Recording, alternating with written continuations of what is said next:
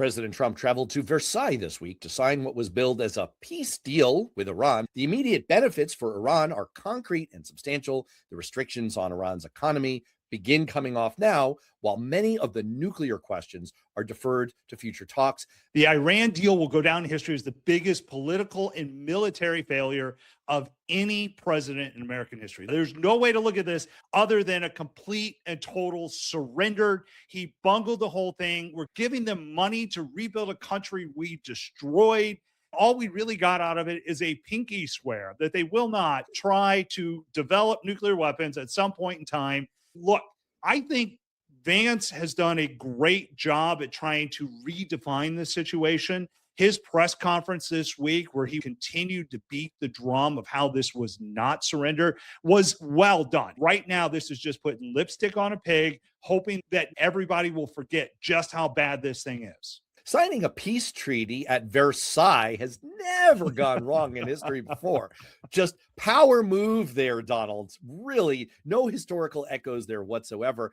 The bigger piece is this $300 billion reconstruction fund. It's not enough that we're giving them $24 billion up front. Now there's this added fund, which the administration claims is not going to have any government funding in it. It's all going to be private funds, as if that's better. And I'll believe it when I see it. Show me the receipts, guys. But beyond that, how pissed are you right now if you're Ukraine? This is essentially a reconstruction plan for our sworn adversaries who are still very much in power, still very much imposing economic pain on us. We're giving them $300 billion in aid, and our supposed allies in Ukraine are getting stiffed, and they have to pass the plate around to defend themselves from Russia. Now, I know you are an avid Truth Social reader. And so when constant.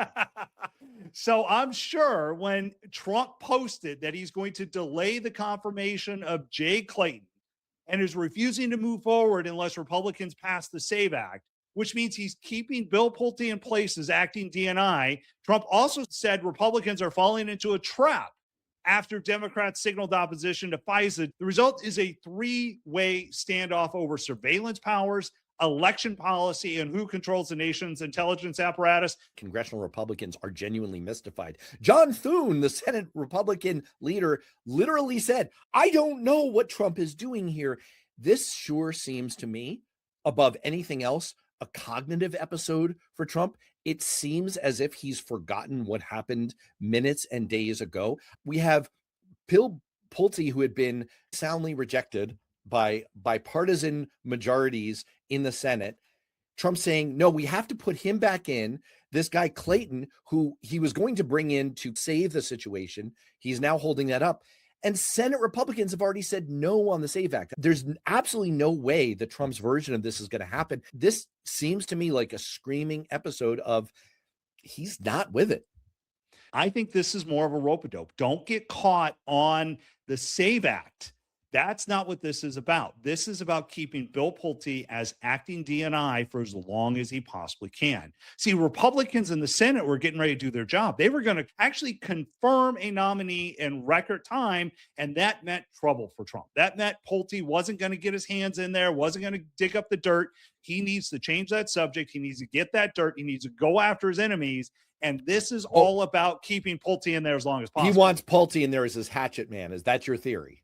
Exactly. It needs to be there as long. Yep. That's exactly what's going on here. And if he gets the SAVE Act, great. The defining image of this year's G7 meeting was the closing press conference, where Trump delivered a rambling appearance that wandered across topics, lost focus repeatedly, and ended with him unsuccessfully trying to swat a bug, a strangely fitting metaphor for a summit that seemed more focused on managing Trump's attention than solving any global problems. Matt, did you come away thinking about this summit that it was kind of like managing your crazy uncle at Thanksgiving and just trying to get through the meal without making a scene?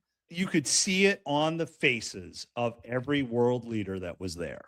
You could tell every time Trump spoke, it felt like a hostage situation for them. Trump hoped that this Iran deal was going to be that moment that he wanted, as he talked about it more and more, and as people asked more and more questions. And then after the details got released, It looked like they just kept trying to keep him from blowing up because they knew this bomb was coming. Now, look, there is a little bit of political theater here, and they figured out how to play Trump probably better than anything else. Remember, Trump has come out of meetings, including these pressure situations from European leaders saying, oh, I've got to mouth the right things on Ukraine. Last summer, do you remember his 12-day deadline on Putin? You must reach a peace deal in 12 days or I will give you more time.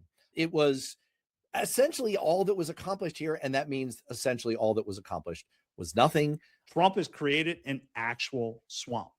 And by that, of course, I mean his repainted American flag blue Lincoln Memorial reflection pool turned green with algae. And the comparisons could not be funnier. I even saw people on Fox News show up and try to convince me it was blue. At the same time, they put up curtains so they could pull Trump's name off of the Kennedy Center.